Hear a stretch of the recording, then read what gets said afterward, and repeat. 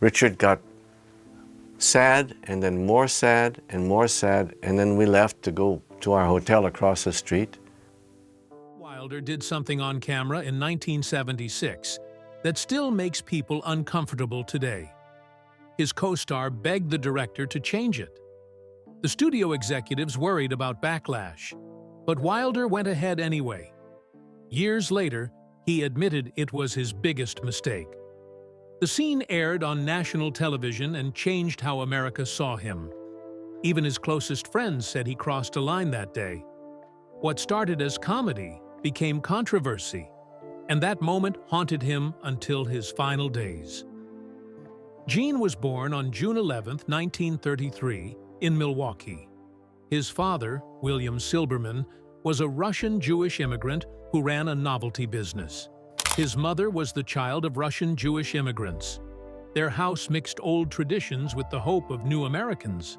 But sickness was always there, hanging over the family like a dark cloud. His mother's illness filled his childhood with worry. When Gene Wilder was just 8 years old, everything changed in a way no child should ever have to face. It was 1941. His mother, Jeanne, had a heart attack caused by rheumatic fever. The doctor told little Jerome Silberman, that was Gene's birth name, that if he ever upset his mother, she might die. The doctor's exact words were, "Don't ever argue with your mother. You might kill her. Try to make her laugh." From that day, making his mother laugh wasn't just fun. It became a daily mission to keep her alive. His mother would sometimes laugh so hard she wet herself and joke, "Oh, Jerry, now look what you've made me do." But behind every joke was fear. Fear that if he failed, something terrible would happen. This heavy burden shaped everything about him. It taught him to hide pain behind humor. When he was 11, Gene's world opened up because of his sister, Corinne. He watched her on stage and was hooked. He begged her acting teacher to let him join. The teacher told him to wait until he turned 13. That promise kept him focused for 2 years. He dreamed of the stage and of following in Corinne's footsteps. When he finally turned 13, he didn't waste a moment. The very next day, June 12, 1946, he called the teacher and joined the class. He trained for 2 years, learning his craft while most kids his age were still figuring out what they wanted. By high school, he already had solid stage experience. His sister's influence and his own drive put him on the path that would define his life. But that path soon led into darkness. In the late 1940s, his mother sent him to Black Fox Military Institute in Hollywood. She thought being close to the heart of show business would help him. The school was meant for the sons of the rich and famous. But instead of opportunity, Gene found cruelty. The place was known for strict discipline, and many students came from privileged, ruthless families. Worse, Gene was the only Jewish boy there. Every day he faced bullying. He was called names, beaten, and made to feel like an outsider. No one stood up for him. The school staff looked the other way.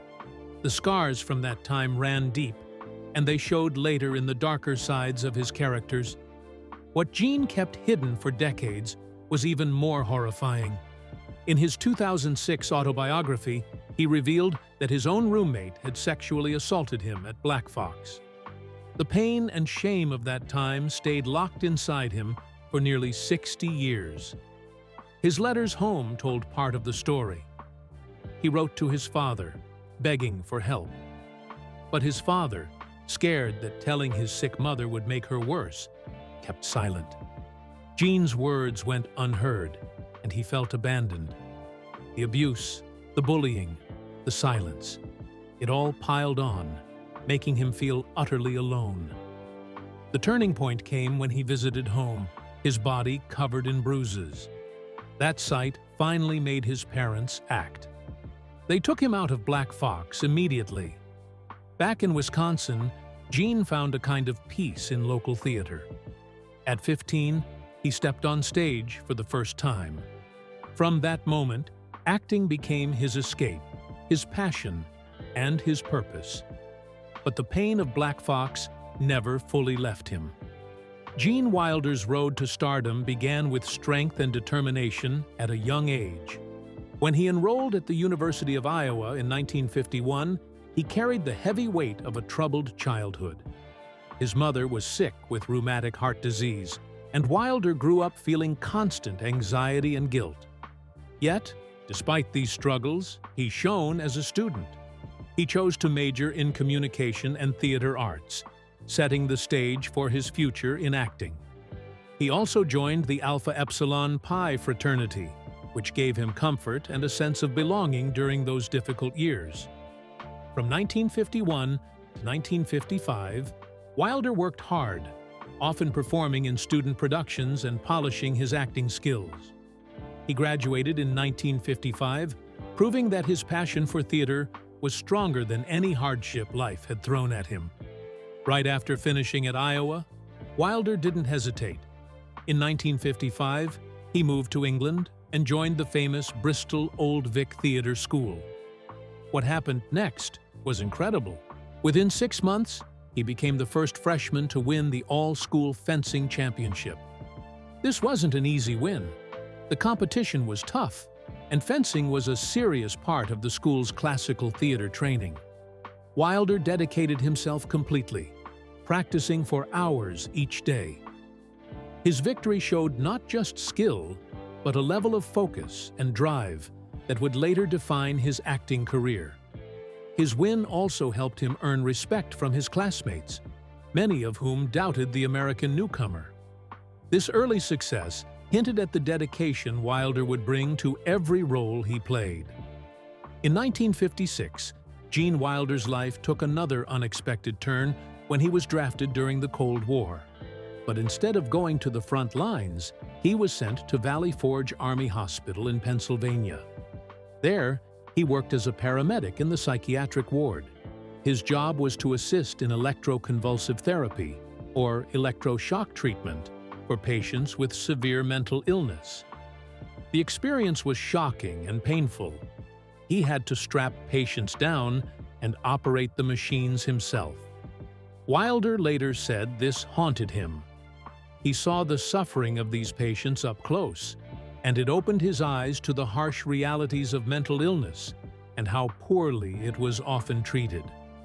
The weight of what he witnessed stayed with him and influenced his work and outlook on life.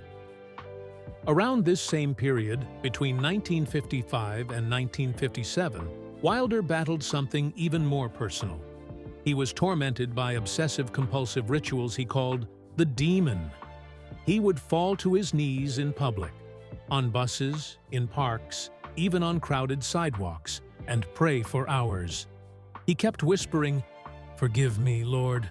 For what? I don't know. These episodes were not about faith. They came from deep anxiety and guilt that he couldn't shake. The rituals left him drained and isolated. He missed classes and avoided friends, lost in his inner struggle. The compulsion ruled his life, and he feared he was losing control of his mind. Everything changed in November 1957. That was when his mother died of ovarian cancer. She had been at the center of his worries for so long. Her death, while deeply sad, also freed him. Wilder said that the demon disappeared almost overnight. He felt relief for the first time in years. He no longer lived in constant fear and guilt. Shortly after the funeral, he took a bold step toward claiming his own life. He bought his first contraceptive and had sex for the first time. It wasn't just about the act. It was a symbol of his new freedom, a way to live on his. In 1955, Gene Wilder pulled off something almost impossible. The Actors Studio in New York was the dream of thousands of young actors. That year, 200 people tried to get in. Only 2 made it.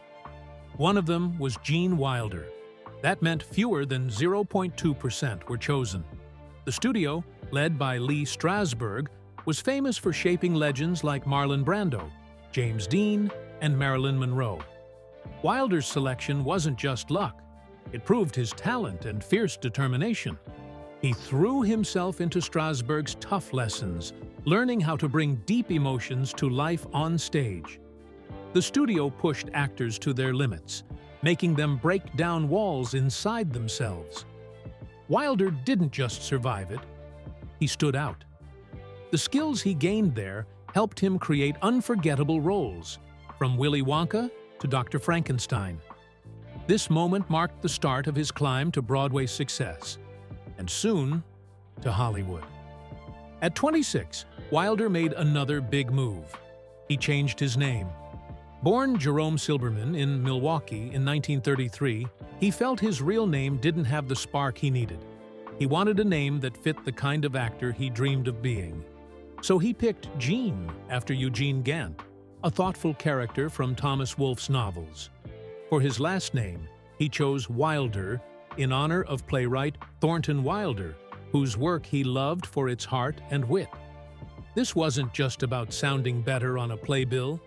It was about creating a name that showed the kind of artist he wanted to be: deep, creative, and full of feeling. From then on, Gene Wilder became a name people linked with both laughter and heartbreak. The decision came at the perfect time. He was just breaking into professional theater, and he wanted his name to match the legacy he hoped to leave behind. Then came a meeting that changed everything. In the early 1960s, Wilder was acting in a Broadway play with Anne Bancroft. Backstage, he often crossed paths with her boyfriend, Mel Brooks. Brooks noticed something special in Wilder, even though he was playing a serious role. Wilder's way of acting made people laugh, and Brooks told him to blame it on God, that even his dramatic moments were funny. This backstage friendship soon turned into a working partnership. Brooks offered Wilder the role of Leo Bloom in a wild new project called Springtime for Hitler. It would later become The Producers. This part launched Wilder's film career overnight. It was also the start of one of comedy's greatest duos, leading to hits like Blazing Saddles and Young Frankenstein. Without that lucky meeting backstage, the world might never have seen Wilder's unique magic in Mel Brooks' films. But not everything in his life was charmed. In 1960, Wilder married Mary Mercier. They had met while studying acting, drawn together by their shared passion. But as his career took off, the cracks began to show. Long separations and the stress of his rising fame wore down the marriage. By 1965, it was over. The divorce was friendly, but the experience stayed with him. It taught him how hard it was to balance love and ambition. Just 2 years later, he would land his career-making role in The Producers. His personal heartbreak and professional breakthrough happened side by side. The end of his first marriage closed one chapter and opened the door to the fame that would define him. In 1961, Wilder's talent got another spotlight. He played a small part, the hotel valet, in Graham Greene's The Complacent Lover on Broadway. But he made that small role unforgettable. The play ran for 101 performances at the Ethel Barrymore Theatre. Critics praised Wilder, and in 1962, he won the Clarence Derwent Award for Best Actor in a non-featured role. This award, given to promising newcomers, was one of Broadway's most respected honors. It placed Wilder among rising stars and showed that his talent couldn't be ignored, even in small parts. The win gave him confidence and opened new doors. Gene Wilder's rise in Hollywood was full of nervous energy, wild risks, and unforgettable moments. His breakout came with Mel Brooks's The Producers in 1968. Wilder played Leo Bloom, a character so overwhelmed by panic that his nervous breakdown became comedy gold. In the famous Springtime for Hitler scene, Wilder's Leo spirals into hysterics. He screams, "I'm hysterical! I'm hysterical!" while Zero Mostel's Max Bialystok tries to calm him down by throwing water at him. Wilder doesn't stop. "I'm wet, I'm hysterical, and I'm wet. I'm in pain, and I'm wet, and I'm still hysterical." The audience had never seen anything like it. The film felt like a bomb going off in the middle of polite society. Critics raved, and Wilder's performance earned him an Oscar nomination for Best Supporting Actor. That role turned him from an unknown into a comedy star overnight. But even before the producers, Wilder left a mark in 1967's Bonnie and Clyde. His role as Eugene Grizzard was small, but unforgettable. He played a nervous young undertaker who gets kidnapped by the infamous criminals. His awkward, anxious charm stood out in a film filled with violence. One scene had him reveal his job as an undertaker, which unsettled Bonnie so much that she kicked him out of the car. That brief role showed Hollywood what made Wilder special. He could steal a scene with just a few lines. Wilder wasn't afraid of strange roles. In 1972, he starred in one of the most shocking comedy sketches ever filmed. In Woody Allen's Everything You Always Wanted to Know About Sex, but Were Afraid to Ask. He played Dr. Ross, a man who falls in love with a sheep named Daisy. What started as disgust turned into obsession. The story was so outrageous that Ireland banned the film for years, but Wilder didn't play it for cheap laughs. He brought tenderness and sincerity, making the absurd story both funny and strangely touching. That courage to dive into taboo topics became part of his legend. One of Wilder's most iconic parts came almost by accident. In 1974's Blazing Saddles, he wasn't the first choice to play the Waco Kid. The role went to Gig Young, who collapsed on the first day of filming, vomiting green fluid from severe alcohol withdrawal. Mel Brooks called Wilder in a panic. Wilder flew in from New York and stepped into the role without missing a beat. His Waco Kid, a washed-up gunslinger with a broken heart and lightning-fast draw, became comedy history. His bond with Cleavon Little made the film unforgettable. That same year, Wilder's career exploded. He appeared in Blazing Saddles, Young Frankenstein, Rhinoceros, and The Little Prince. In Young Frankenstein, which he co-wrote, Wilder played Dr. Frederick Frankenstein, pronounced Frankenstein. The film was shot in black and white, used real 1931 Frankenstein lab equipment, and became a classic. The script earned Wilder and Brooks an Oscar nomination. His performance blended heart, slapstick, and razor-sharp wit. Rhinoceros showed off his gift for surreal comedy, and The Little Prince let him shine in a gentler musical role. By the end of 1974, Gene Wilder was a household name. Wilder's work on Young Frankenstein wasn't just creative magic. Behind the scenes, his personal life was in chaos. His marriage to Mary Joan Schutz fell apart during the film's production. Schutz believed Wilder was having an affair with co-star Madeline Kahn. She filed for divorce, convinced of betrayal. The truth was different. Wilder's real off-screen romance was with Terry Garr, who played Inga. He'd helped get her cast, and their bond grew into a quiet relationship. Though it didn't last long, it helped Garr's career and gave Wilder comfort during a painful time. The success of Young Frankenstein inspired Wilder to direct. His first film, The Adventure of Sherlock Holmes's Smarter Brother, came out in 1975. He played Sigerson Holmes, Sherlock's jealous younger brother. The film had funny moments, but didn't match the brilliance of his work with Brooks. In 1977, Wilder directed The World's Greatest Lover, a spoof of silent films and Valentino mania. Critics were divided.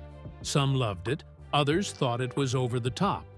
But audiences turned out, and the movie made $21 million on a $4.8 million budget, becoming the 25th highest-grossing film of the year. These films proved Wilder wasn't afraid to take creative risks, even if they didn't always hit the mark. Gene Wilder's journey to becoming Willy Wonka is one of those rare Hollywood moments that feel almost magical. The casting team had seen several actors, including Joel Grey, who fit Roald Dahl's vision of a small, quirky chocolatier.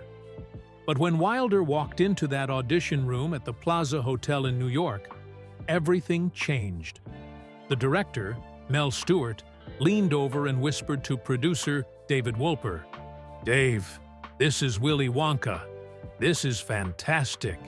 There can't be anybody else." Wolper, worried that showing too much excitement might raise Wilder's salary, told Stewart to keep calm. Wilder didn't need to say much, just a few lines, and they knew he was perfect. Stewart later said Wilder's voice had the exact mix of warmth and mischief they wanted, with that little touch of menace that made Wonka so unforgettable.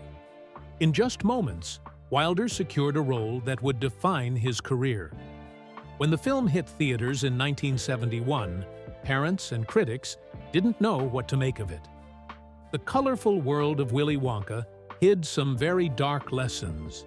Kids who were greedy or disobedient didn't just learn gentle lessons, they faced shocking punishments. Augustus Gloop got stuck in a chocolate pipe. Violet Beauregard turned into a giant blueberry. What looked like fun on the surface left many feeling uneasy. Some parents thought the film went too far and called it too dark in the telling. Willy Wonka himself seemed to enjoy watching the kids suffer. Was he a kind guide or a cruel judge? That question has sparked debate for decades. For some, the film's darkness showed how harsh the real world can be. For others, it was simply too much for children to watch. At first, the film didn't do well. It cost $3 million to make, but only earned about $4 million at the box office. It opened on June 30, 1971, but parents worried about the film's tone kept their kids away. Critics said the harsh moral lessons were too intense, but as years passed, the film found new life on TV and home video. Slowly, it became a beloved classic. In 2014, the Library of Congress added it to the National Film Registry, calling it culturally, historically, or aesthetically significant. Wilder helped create the Wonka we know today. He didn't like the early costume ideas, which made Wonka look like a 1920s dandy. He wrote to the director, asking for a purple velvet coat, a top hat, and a bow tie. And he had one brilliant idea that shaped the whole character. In his first scene, Wonka would limp toward the crowd with a cane. Then, suddenly, he'd drop the cane, somersault, and spring to his feet. Wilder said this would make people wonder if Wonka was lying or telling the truth. That bit of mystery stayed with the character and kept audiences guessing. Even after the film, Wilder stayed connected to children's stories. He gave live readings of Roald Dahl's books, bringing the same magic and warmth he gave to Wonka. He loved sharing these tales, not for fame, but because he cared about the wonder and lessons they held. For Wilder, Willy Wonka wasn't just a role, it was part of who he was. In 1976, Wilder teamed up with Richard Pryor in Silver Streak. It was a hit at the box office, but one scene caused trouble then, and still does today. To escape the police, Pryor's character convinces Wilder's character to put on blackface and act out exaggerated mannerisms. It was meant to be funny, but it crossed a line. Pryor hated the original script, where a white character was fooled by the disguise. He refused to work until they changed it. In the final version, a black character immediately sees through the act, pointing out how ridiculous it was. Still, the scene remains a painful reminder of how often Hollywood used racial stereotypes for laughs. In 1980, Wilder and Pryor starred in Stir Crazy, directed by Sidney Poitier. It wasn't just a comedy, it made history. Poitier became the first black director whose film earned over $100 million in North America. The film opened on December 12, 1980, and broke records, pulling in nearly $13 million in its first week. The next week, it earned $15.3 million, with over $3.2 million in a single day. By the end, it had made $101.3 million, only beaten that year by The Empire Strikes Back and 9 to 5. For Poitier, this was a huge achievement in a time when black directors rarely got to make films for wide audiences. The "wee bad" scene from Stir Crazy became part of pop culture, and Wilder and Pryor were cemented as one of comedy's great duos. Wilder's personal life wasn't as smooth. In 1967, he married Mary Joan Schutz.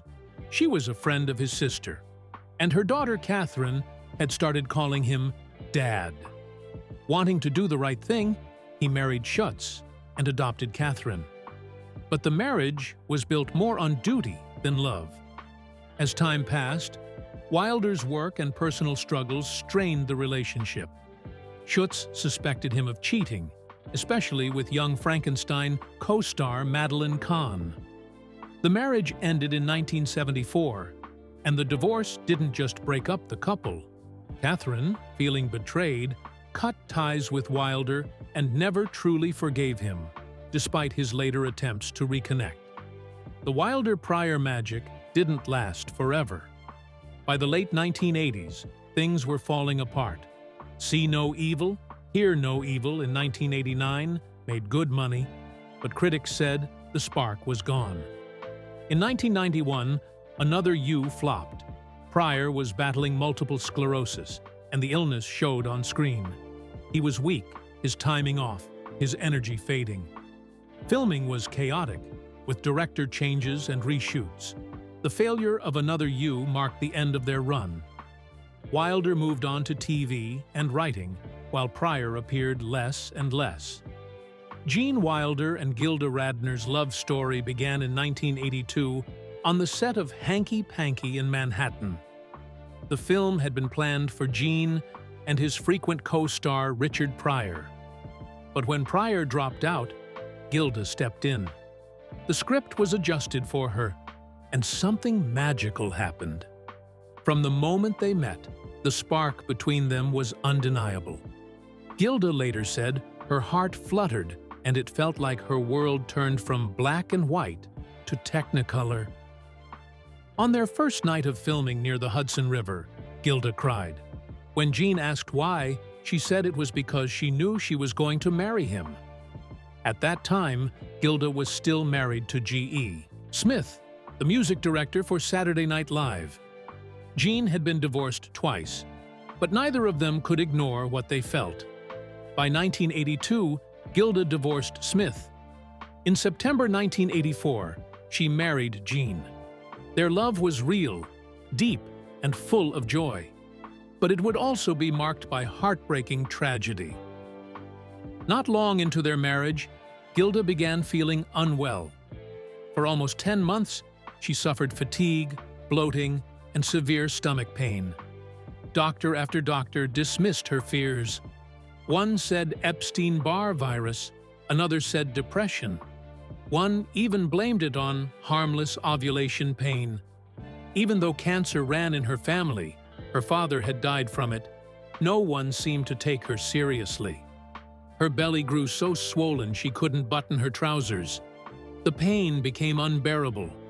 Still, she was told to take antidepressants and get more rest. It wasn't until October 1986 that the truth came out. Gilda had stage IV ovarian cancer. The tumor was the size of a grapefruit. When they got the diagnosis, Gilda cried. But she also felt relief. At last, someone believed her. Gene was shattered, but stood strong for her. After she died, he became a fierce advocate for cancer awareness.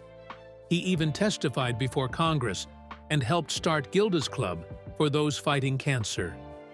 The media's hunger for news about Gilda's illness was relentless.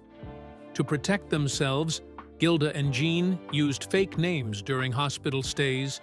At first, Gilda was admitted as Lily Herman.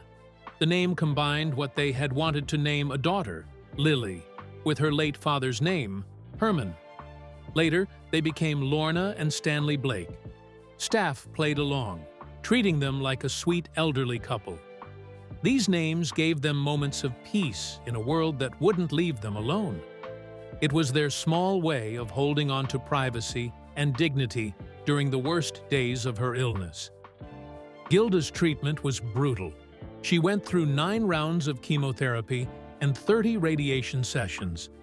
She was given carboplatin, a drug so new it hadn't been approved by the FDA. The treatment left her thin, weak, and near starvation at times, but she kept her sense of humor. Even in pain, she tried to make her doctors and nurses laugh. Gene stayed at her side, hiding from her the awful truth doctors had told him early on, that she had little chance of surviving. He focused on hope.